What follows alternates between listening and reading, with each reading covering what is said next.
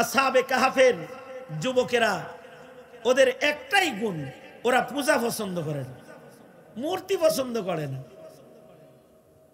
সময়ের জালিম রাজা মূর্তি পূজক যখন রাষ্ট্রীয় পূজার আয়োজন করেছে, তখন আসহাবে কাহাফের এক একজন যুবক পূজার থেকে পলায়ন করে পাহাড়ি এলাকায় গাছতলায় যায় একটা একটা করে বসেছে। কেউ কাউরে চিনে না। একজনের বাড়ি সৈয়দপুর, আরেকজনের বাড়ি রংপুর, আরেকজনের বাড়ি কুমিল্লা, আরেকজনের বাড়ি নোয়াখালী, কিন্তু এই 7 জায়গার লোক, 11 জায়গার লোক যায় এক জায়গায় হইছে গাছের ছায়ার নিচে। এদের সবার গুণ একটা আছে, সেটা হলো তারা মূর্তি পূজা পছন্দ করে না। বাস এই একটা গুণ। 7 জন এক জায়গায় বই, একজন আর একজনের দিকে, এই আমি আইছি তুই আইসস কে? ভাল লাগে না ভাই, মূর্তি পূজা টুজা এটি ভাল লাগে না। আমারও তো সেম। তুই আইলি কেন? আমারও ভাল লাগে। তুই আইসস কেন? আমারও ভাল লাগে না। তুই আইলি কেন? আমারও ভাল লাগে না। এই সব মূর্তি ভাল লাগে না, গ্রুপ সব এক জায়গায় হয়ে গেছে। শহর থেকে পালায়ন করে জঙ্গলে পাহাড়ের গুহার দিকে এসেছে, গাছের ছায়ায় বসছে। কিন্তু এগোর পিছে পিছে গেও গেও পার্টি একটা আসছে, কুকুর একটা আসছে যেটা গেও গেও করে পালাইছে, আর গেও গেও পার্টি পিছে আসতেছে। তাদের মনে ভয়, একটু নিরিবিলি যাইতেছি, ডোলের বাড়ি শুনবো না, এখন কুত্তার গেও গেও হলুন লাগবো। এই তুই আসুস কেন? যা যা সর সর। কুকুরে ধাওয়া দেয়, যা তুই চলে যা, আমরা যাইতেছি একদিকে, তুই তোর কামে যা। কুকুরের জবান খুলে যায়। কুকুর বলে, আমারে তারাও কেন, আমি তুমগর দলে, আমারও পূজা ভাল লাগে না। কুকুর যখন তাদের দলে চলে গেছে, আল্লাহ তাআলা 309 বছর ইমান পছন্দকারী, শিরক ঘৃণাকারী গুণের মুমিনদেরকে আল্লাহ তাআলা 309 বছর গুহার ভেতরে ঘুম পাড়ায় আরামে ঘুমন্ত অবস্থায় তাদের আল্লাহ তাআলা খানা পিনা খাওয়াইছে, রিজিক দান করেছে।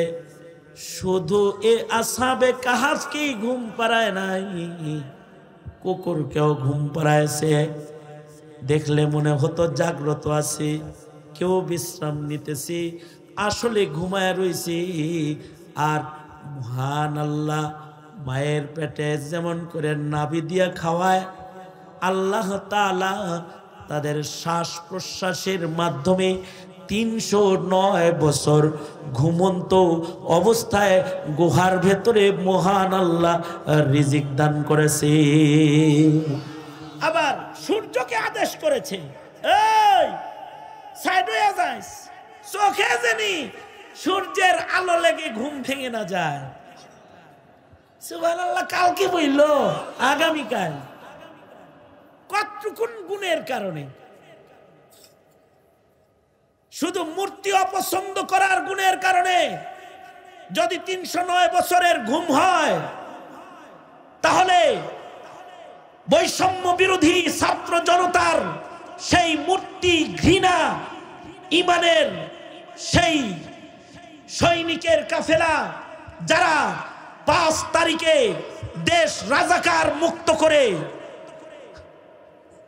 মহিলা রাজাকার, একদিন রাজাকার চিনছেন, টুপিদারিওয়ালা রাজাকার, এখন দেখলেন হেলিকপ্টারওয়ালা রাজাকার। এই হেলিকপ্টারওয়ালা রাজাকারকে ইন্ডিয়া পাঠায়া দিয়ে 24 ঘন্টার ভেতরে শাহজালালের মাটির ইমানদাররা প্রমাণ করেছে আসহাবে কাহাফের মতো মূর্তি তাদের ঘৃণার বস্তু। 24 ঘন্টার ভেতরে টোটাল বাংলাদেশ মূর্তি মুক্ত দেশে রূপান্তরিত করেছে। এই যে মূর্তির প্রতি ঘৃণা যারা প্রকাশ করেছে, আমি বিশ্বাস করি এই ইমানদারিটাও যদি তাদের কবরে চলে যায়, তো ইসরাফিলের বাঁশি পর্যন্ত আসহাবে কাহাফের মতো আরামের ঘুম ঘুমাবে, কবরের ঘরে তাদের কেউ কষ্ট দিতে আসবে। কারণ ইল্লাল্লাযীনা আমানু। কবরে কষ্ট তার যার ঈমান নাই, কিন্তু যার ঈমান আছে তার কবরে কষ্ট নাই, তার হাসরে কষ্ট নাই। তাকে সুখ দেওয়ার জিম্মাদার কে? চিল্লায়া আওয়াজ করে বলো। একে তো নাস্তিক, কাদিয়ানি, এদেরকে সুবিধা দিয়ে সংসদ সদস্য বানায়, ইমানের কথা বলনেওয়ালা আলেমদেরকে জেলে দিয়ে নাস্তিকতা প্রতিষ্ঠার মিশন তারা করেছে। দ্বিতীয়ত আমল বরবাদ করার জন্য বেদাতীদেরকে এমপি বানায়েছে। আর শেষ বেলায় কিছু দাতি ইবাদত যারা করে তাদের মসজিদে চোখের পানির জায়গায় জুলুমের রক্ত ঝরাইবার জন্য এই আওয়ামী লীগ ইতাআতির জন্ম প্রদান করেছে। ইস্তেসনা হলো তারা সব মানুষ লসে, কিন্তু যার ঈমান আছে তার লস নেই।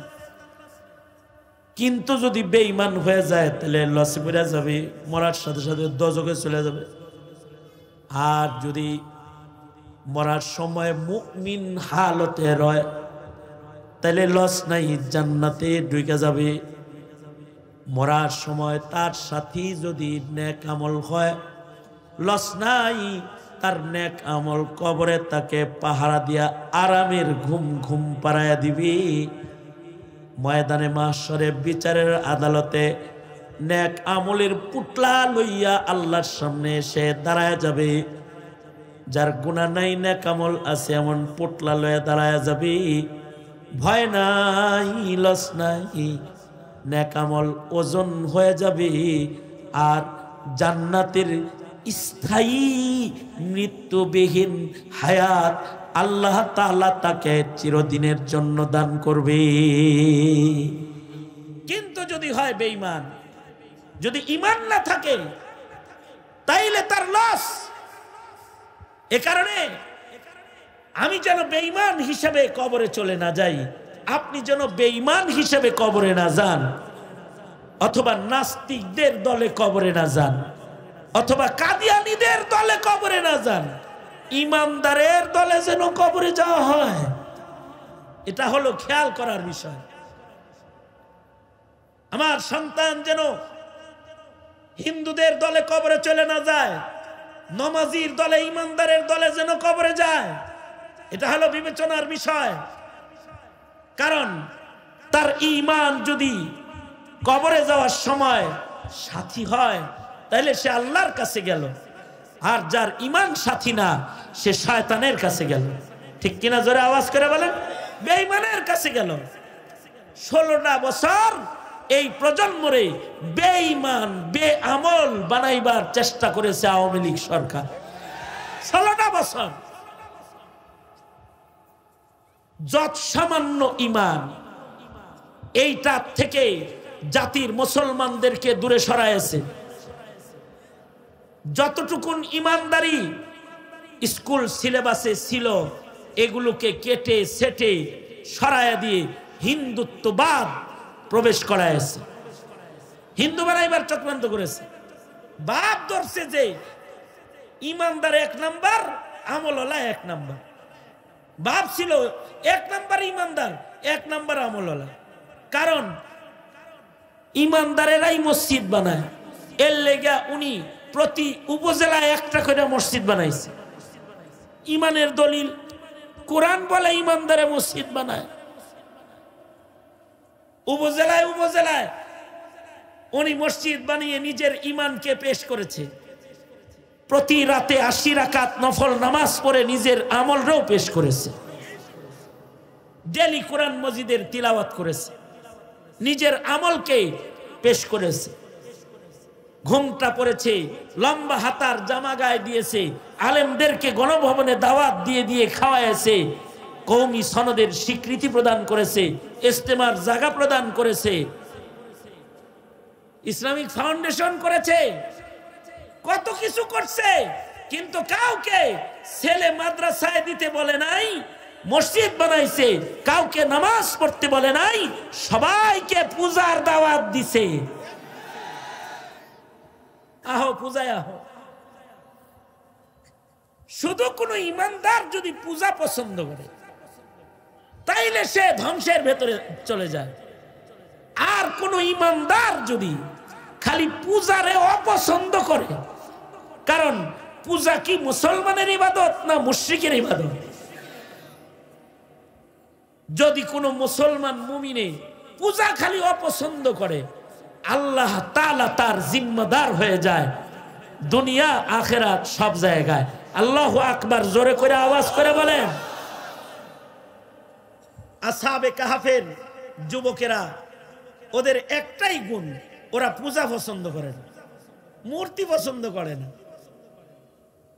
সময়ের জালিম রাজা মূর্তি পূজক যখন রাষ্ট্রীয় পূজার আয়োজন করেছে, তখন আসহাবে কাহাফের এক একজন যুবক পূজার থেকে পলায়ন করে পাহাড়ি এলাকায় গাছতলায় যায় একটা একটা করে বসেছে।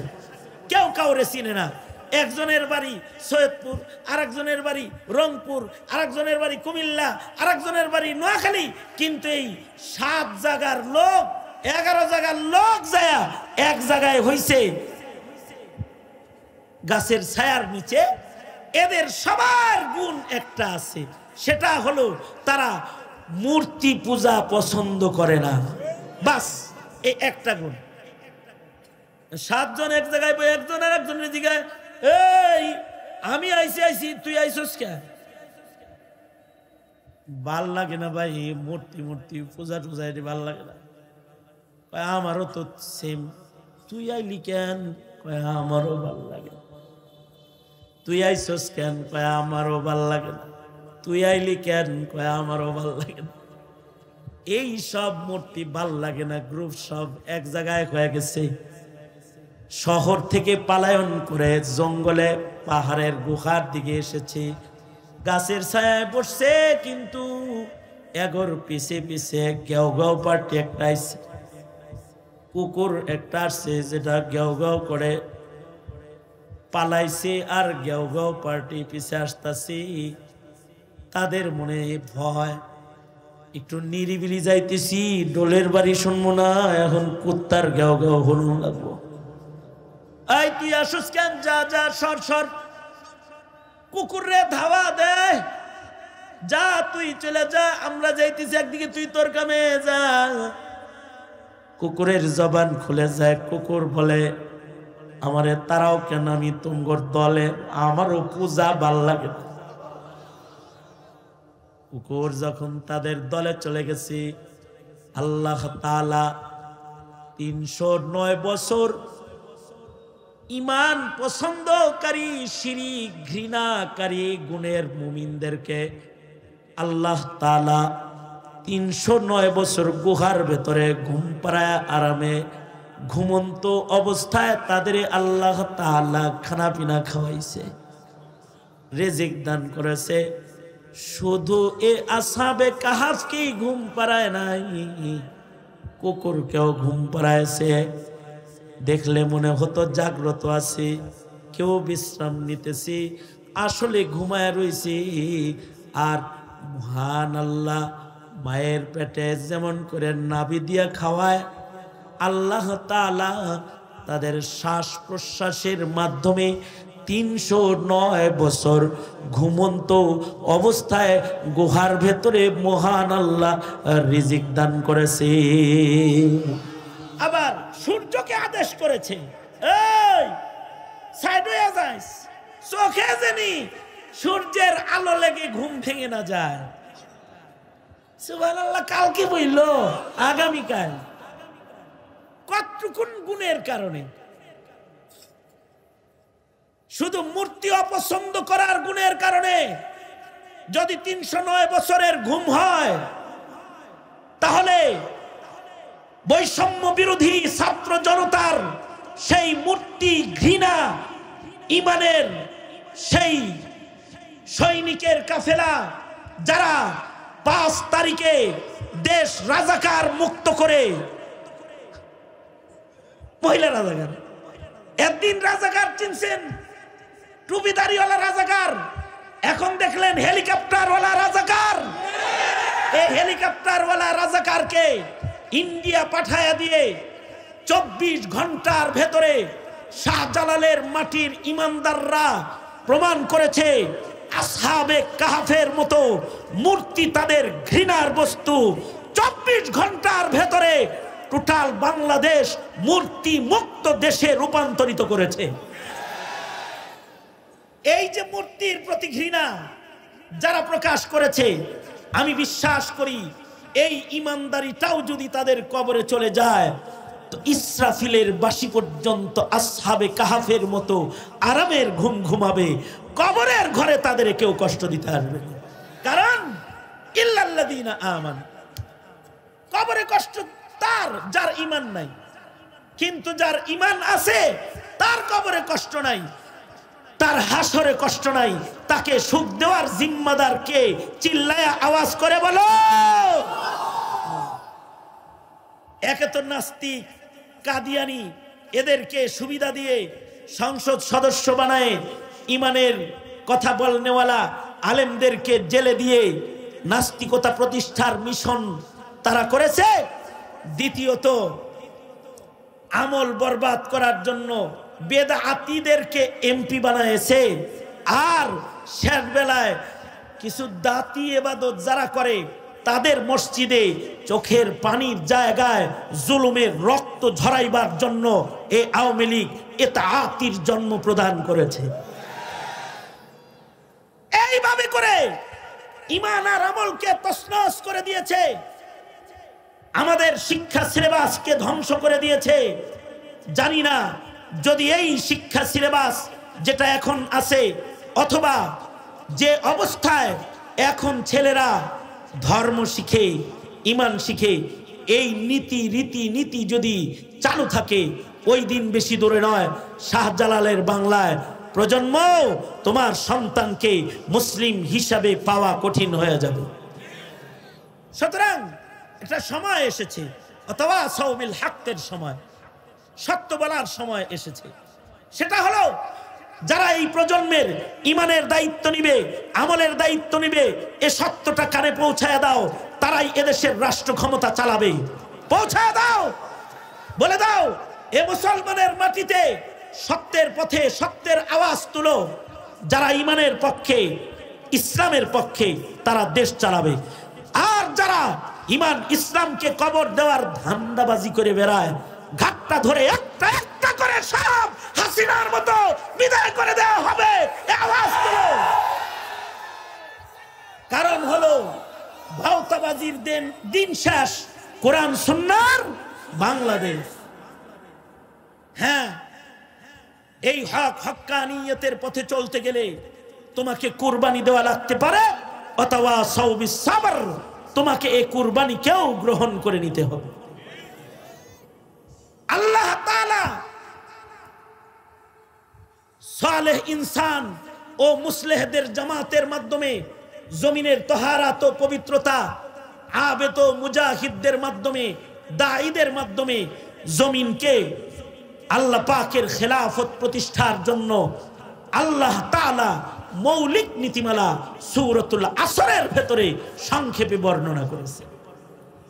যদি এর আদলে কেউ নিজেকে করে, সে ক্ষতির থেকে বাইচা যাবে। যদি এর আদলে পরিবার করে, পরিবার ক্ষতির থেকে বেঁচে যাবে। যদি সূরা আসরের আদলে সমাজ গড়ে, সমাজ ক্ষতির থেকে বেঁচে যাবে। সূরাতুল আসরের আলোকে যদি দেশ গড়ে, তো ওই দেশ ধ্বংসের হাত থেকে রেহাই পেয়ে যাবে। সুতরাং উলামায়ে কেরামের সোহবতে থেকে কোরআন সুন্নাহর আলোয় নিজের জীবন চালাতে সদা প্রস্তুত থাকবো ইনশাআল্লাহ। জোরে আওয়াজ করে বলেন ইনশাআল্লাহ। আরো জোরে আওয়াজ করে বলেন ইনশাআল্লাহ। এই মুখতাসার কিছু দাওয়াত সূরাতুল আসর তেলাওয়াত করে আপনাদের কানে আমি দাঈ হিসাবে, মুবাল্লিগ হিসাবে পৌঁছে দিলাম। समझ देने वाला, बुझ देने वाला আল্লাহ। আল্লাহ বুঝ দিলে আমল করা সম্ভব হবে। যা বলেছি, যা শুনেছেন, বলনে ওয়ালা শুননে ওয়ালাকে আল্লাহ তাআলা আমলের তৌফিক দান করেন, আমিন। ওয়া আখিরু দাওয়ানা আলহামদুলিল্লাহি রাব্বিল আলামিন। আসসালামু আলাইকুম ওয়া রাহমাতুল্লাহ।